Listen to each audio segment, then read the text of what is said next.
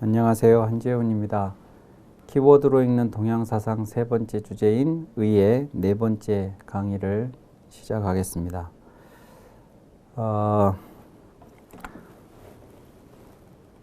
뭐 어쩔 수 없이 공자와 맹자 이야기를 많이 하게 되는데, 공자가 이런 이야기를 했습니다. 군자는 하늘 아래 꼭 그래야만 하는 것도 없고 꼭 그러지 말아야 하는 것도 없다. 의와 함께 할 따름이다. 이렇게 얘기를 했고, 맹자는 대의는 말에 믿음을 기필하지 않으며 행실의 결과를 기필하지 않는다. 오직 의가 있는 곳을 지향한다. 이랬습니다. 이 의는 이제 아까 이로움을 이제 대비해서 이야기를 했었던 그 의의 연장선에 있지만 조금 결이 좀 다른 이야기라고도 볼 수 있습니다. 이제 그 이로움하고 꼭 결부시켜서 이야기를 하지 않더라도 이 의자는 옳을 의라고도 이제 우리가 이야기를 하는데, 이제 속성은 사적인 것을 지향하지 않고 공적인 지향성을 갖는다는 점에서는 이제 마찬가지인데, 그것을 이제 의롭다와 관계하지 않고 옳다의 문제로 이제 접근을 했을 때, 군자는 이렇다는 거죠. 하늘 아래 꼭 그래야 된다 하는 것은 없다. 그리고 반대로 꼭 그러지 말아야 하는 것도 없다 하는 겁니다. 이제 저 꼭 그래야 한다, 꼭 그러지 말아야 된다. 그게 이제 일종의 기준인데요. 나는 하늘이 두 쪽이나도 꼭 이렇게 한다, 혹은 이건 안 한다 하는 것들을 이제 갖고 살아가는 사람들이 있습니다. 또 어떨 때는 그것이 필요할 때도 있죠. 근데 그것을 이제 확정적으로 고정시켜 놔 버리면, 그러면 어떤 상황에서는 그것이 유효할 수도 있지만 또 어떤 다른 상황에서는 그것이 융통성을 발휘하지 못해서 문제를 양산해낼 수도 있습니다.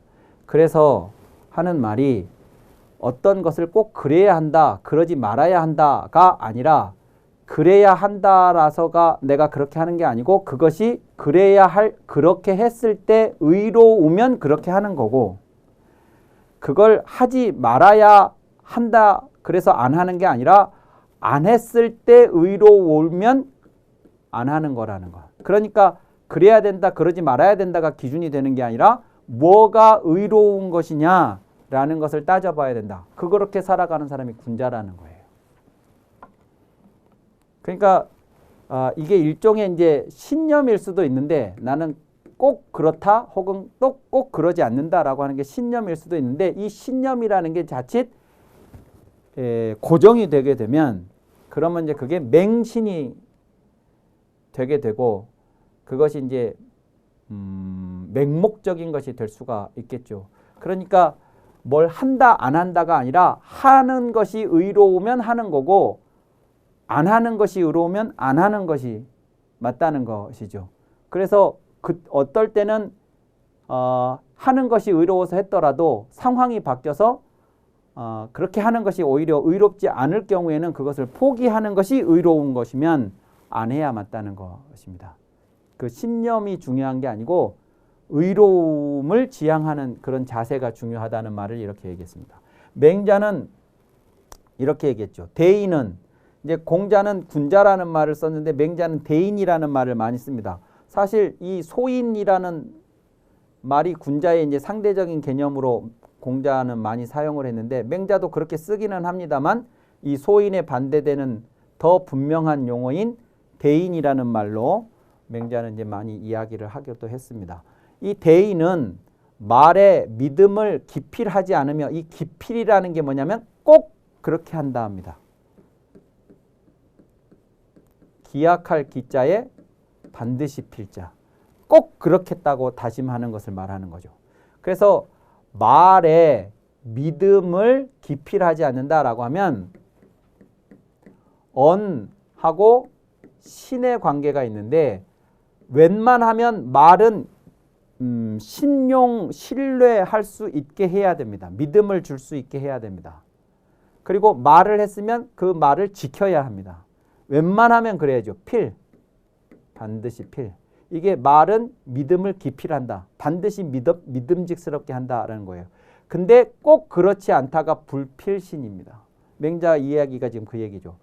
그러니까 웬만하면 그 말을 했으면 그 말이 참이 되도록 진실이 되도록 그 말한 내용을 지켜야 하겠는데 무조건 조건에 상관없이 무조건 말했으면 그 말을 다 지켜야 하냐?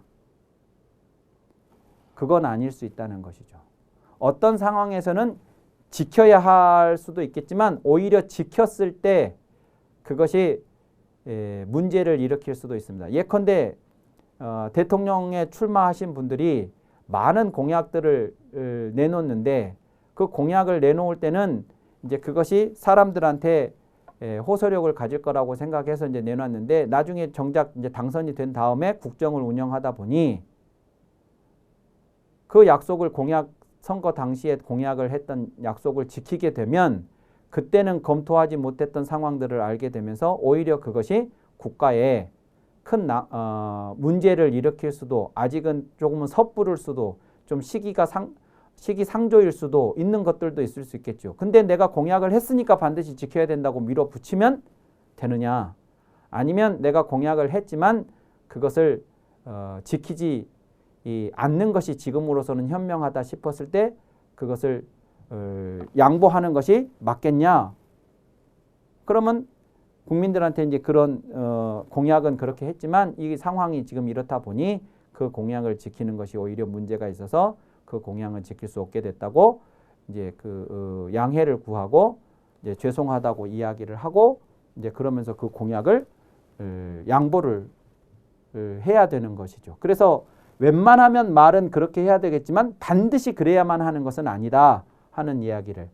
그러면 행실도 마찬가지로 행실도 결과를 기필하지 않는다라고 하면 행실은 과. 이 과라는 게 열매지요.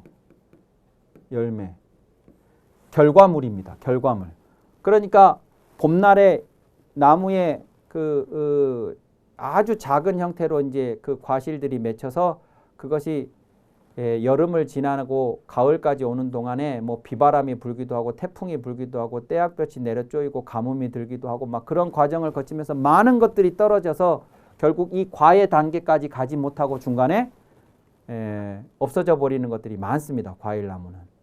그런데 똑같은 조건에 노출이 됐으면서도 그 조건들을 다 극복을 하고 가을에 결과물로 이제 만들어진 것이 과입니다. 그러니까 이 과라는 것은 과정에 그것이 처음부터 마지막 단계까지 오는 과정에 숱한 시련의 과정이 있었지만 그 시련의 과정들을 다 극복하고 결과물을 만들어내는 것이기 때문에 여기에는 이제 과감하다라는 뜻도 있고요. 그리고 이제 반드시 결과를 만들어낸다라는 뜻도 있고 그렇습니다. 내가 뭔가를 했으면 결과물을 만들어내야 됩니다. 그게 이제 우리 속담에 칼을 뽑았으면 뭐 썩은 무라도 베야 된다. 이제 뭐 그런 게 그러니까 행동은 결과를 내야 한다라는 말을 하고 있는 것이죠. 그래서 보편적으로 일반적으로는 그렇게 해야 되겠지만 반드시 결과물을 만들어내도록 기필을 해야 되겠지만 반드시 그런 것은 아니다 하는 거죠. 어떨 때는 칼을 뽑았지만 아무것도 베지 않고 다시 칼집 속으로 넣는 것, 그것도 용기일 수 있다는 겁니다.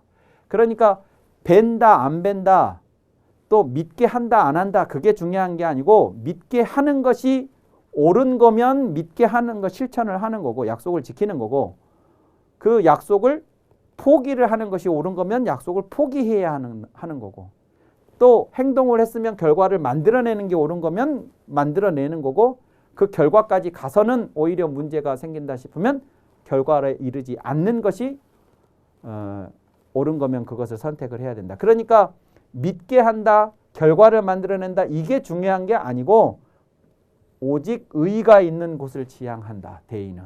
그런 거죠. 그래서 요 얘기나 요 얘기는 비슷한 같은 차원의 이야기라고 할 수 있겠습니다. 그래서 이제 이롭다와 상관없이 오를 의자는 그런 의미도 가지고 있습니다. 그래서 이 의자가 이제 요 리자와 만나기도 하거든요. 리. 그러면 이게 의리가 됩니다. 의리. 자, 의리 그러면 이제 이런 사람들이 생각이 나는데요. 이런 사람들의 전용물이 아니고 사실 의리는 이게 아니고 사전적 의미가 뭐냐? 그러면 사람이 살아가는 데 있어서 마땅히 지켜야 할 바른 도리를 의리라고 합니다. 그러니까 이제 이런 사람들이 살아갔을 때는 저들이 말하는 그 의리가 바람직한 도리라서 그렇게 이제 하겠지요.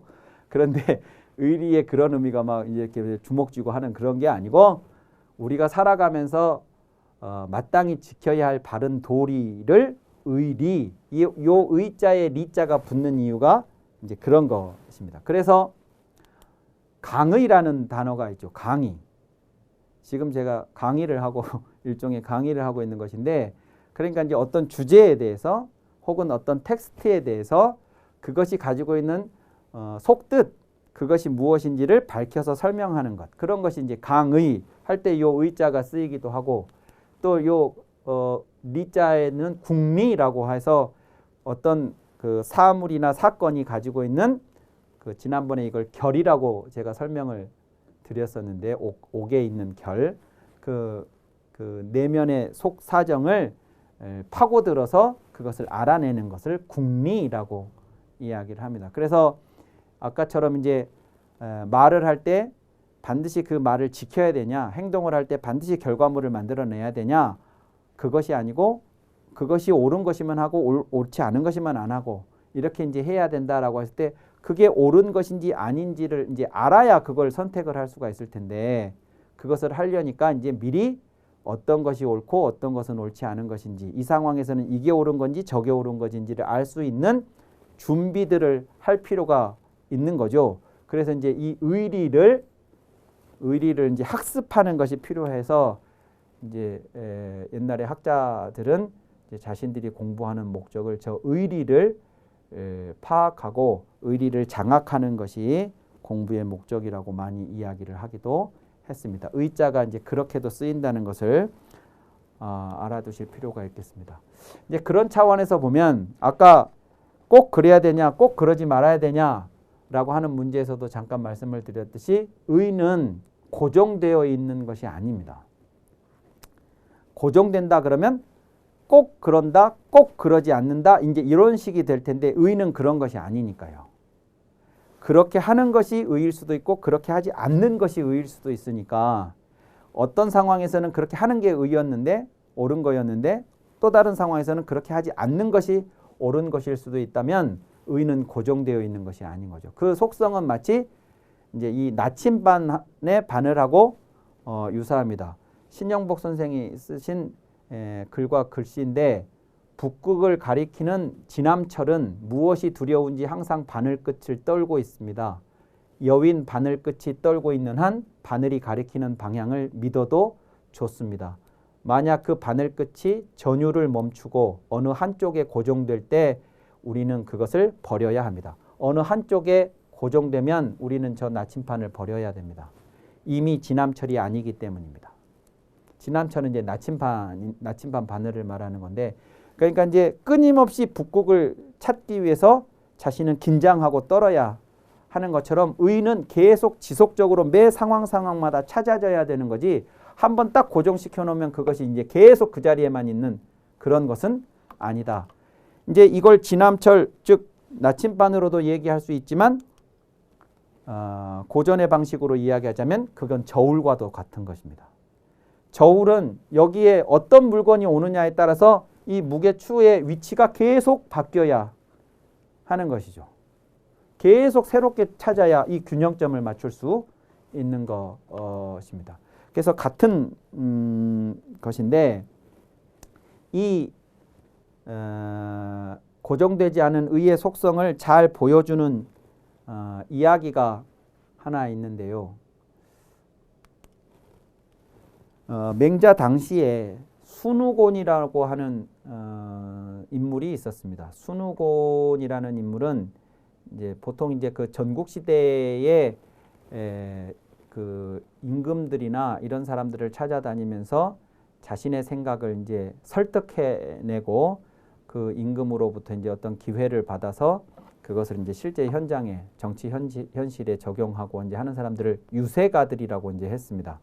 아까 맹자가 지난번에 양해왕을 처음 찾아가서 만났을 때도 이제 맹자의 정치 철학을 임금에게 이제 설득을 해서 그 임금으로 하여금 그 정치를 한번 해보도록 이제 설득하려고 찾아간 것이라서 이제 그런 이제 맹자와 또 다른 생각을 가진 사람들은 또 자신들의 생각을 가지고 또 찾아가서 이제 설득하고 하는 이제 그런 사람들을 유세가들이라고 하는데 유세객들이라고 하는데 이 순우곤도 이제 그런 유형의 사람 중에 한 사람이었고요.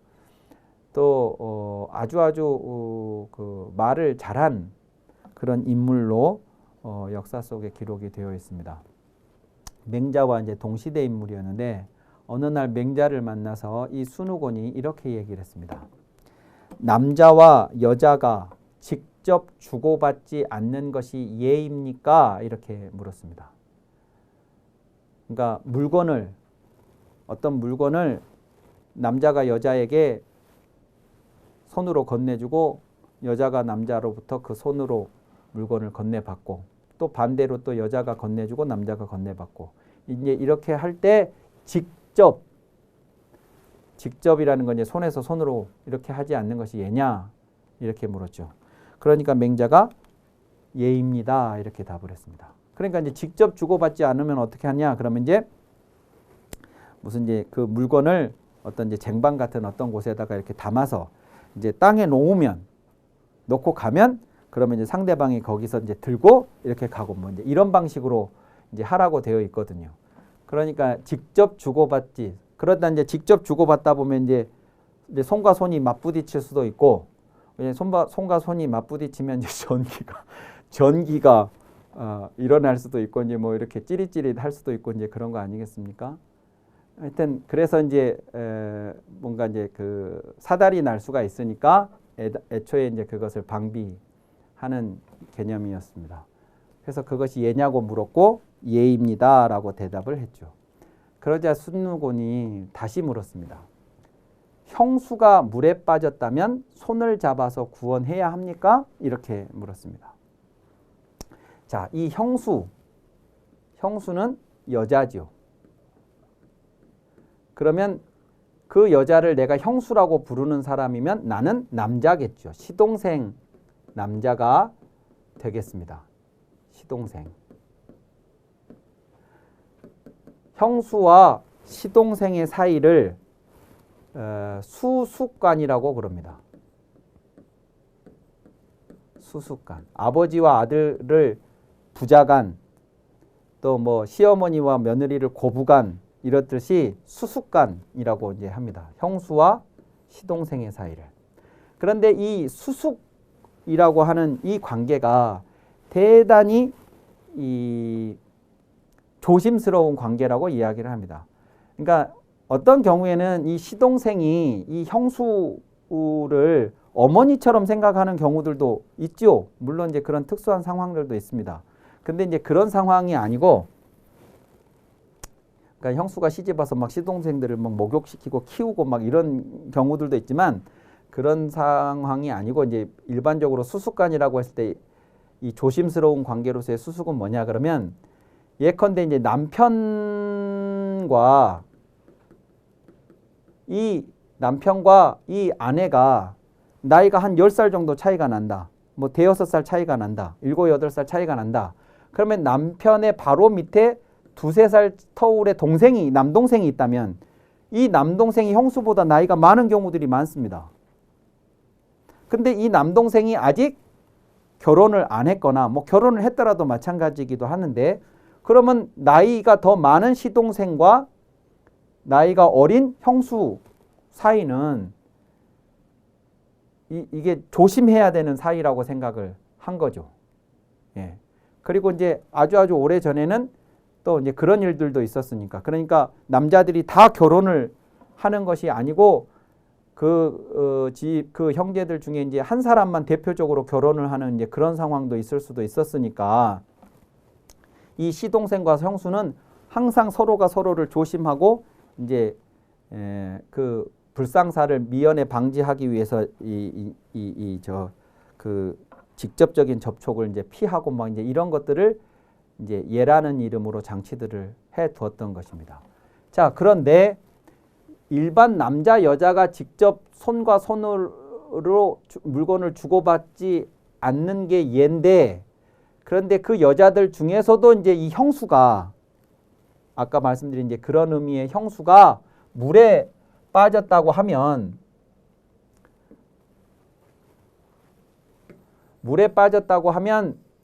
이제 예컨대 이제 시동생하고 형수가 그 상황에는 시동생하고 형수만 있다고 한번 가정을 해 봅니다.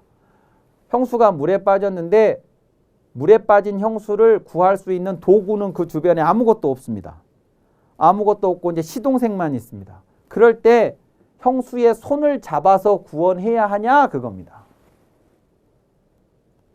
그러니까 만약에 시동생이 형수의 손을 잡는다 그러면 이것은 수습간에 철저하게 금하는, 일반 남녀 간도 금하지만 더더군다나 형수와 시동생 사이에서는 특히나 더 이제 엄하게 금할 수밖에 없는 그런 이제 예에 저촉되는 문제인데, 손을 잡아서 구원해야 되겠냐?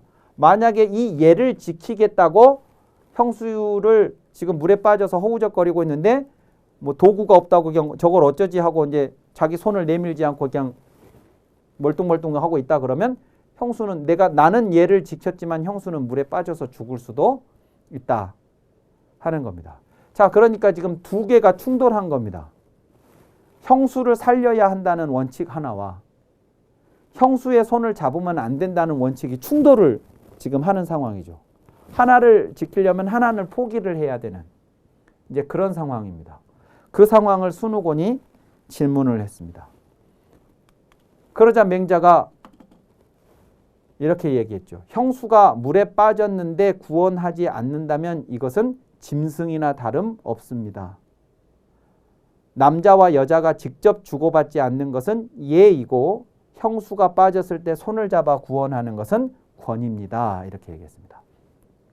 자, 그러니까 맹자는 이 문제를 이제 어떻게 해석을 한 거냐면, 해결을 한 거냐면, 일단 형수가 물에 빠졌는데 구해야 되냐 안 해야 되냐라는 문제와 관련해서 형수가 물에 빠졌는데 구원하지 않으면 그건 짐승이다. 짐승이나 다름없다 이랬습니다. 그러니까 이것은 반드시 구해야 한다는 그 당위를 강조하고 있는 것이죠. 이제 그러면 문제가 되는 건, 그러면 시동생이 형수 손을 잡으면 안 되는데 그러면 그 문제에 저촉이 되는데 그건 어떻게 해결을 할 겁니까? 하고 이제 반문이 있을 수가 있으니까 요 다음 얘기를 하는 거죠. 남자와 여자가 직접 주고받지 않는 것은 예다. 이것은 그러니까 일반적 상황에서의 예, 우리가 지켜야 할 예라면 형수가 빠졌을 때 손을 잡아 구원하는 이것은 뭐냐면 권이다 그랬습니다. 이 권이 아까 저울입니다. 저울. 그러니까 저울에다가 예를 지켜야 한다는 문제와 형수를 살려야 한다는 이거를 두 개를 재보는 거죠. 저울에다가 걸어놓고 재보았을 때 어떤 것이 더 무겁냐, 더 무거운, 더 중요한 가치를 갖는 것이냐 그러면 이 상황에서는 형수를 살리는 것이라고. 그래서 요 말을 한 거죠. 형수를 살리지 않고 그냥 죽도록 내버려 둔다면 그건 짐승이다. 요 말이 이게 이 상황에서는 가장 중요한 가치를 갖는 것이다.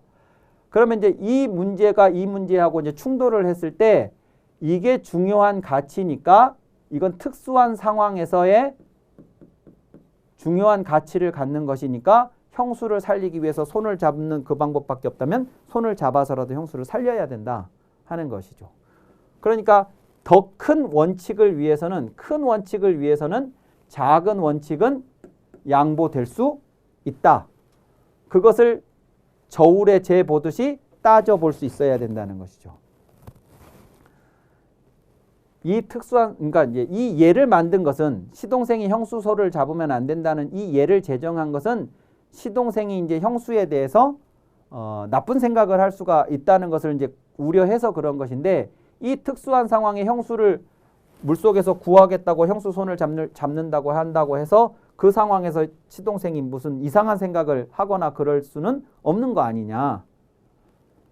그래서 이제 요 얘가 걱정하는 문제는 이 상황에는 없는 거고 형수를 구해야 한다는 이 절대적 가치를 갖는 이것을 성취하기 위해서는 당연히 형수의 손을 잡아서 형수를 구해야 한다 하는 것입니다. 그러면 이제 요 사례에서 나온 것처럼 어떤 두 개의 원칙이 충돌을 했을 때 그 두 개의 원칙 중에 내가 어떤 선택을 해야 되는가 하는 것은 평소에 무엇이 더 가치 있고 덜 가치 있는 것인가, 무엇이 더 무겁고 덜 무거운 것인가를 비교해 볼 수 있는 기준들을 내가 충분히 공부해 놓을 필요가 있었다는 것입니다. 그것을 역시 의라고 하는 꼭 그래야 된다, 꼭 그러지 말아야 된다. 말하자면 형수의 손을 잡으면 안 된다. 꼭 그러지 말아야 된다. 여기에 이제 고정돼 버리면 형수가 물에 빠져도 구하지 않을 수가 있겠죠. 근데 형수를 구하는 것이 옳은 것이기 때문에 절대로 형수의 손을 잡으면 안 된다고 하는 그걸 포기를 하는 거죠. 그것을 의라는 이름으로 실천을 했다 하는 것입니다.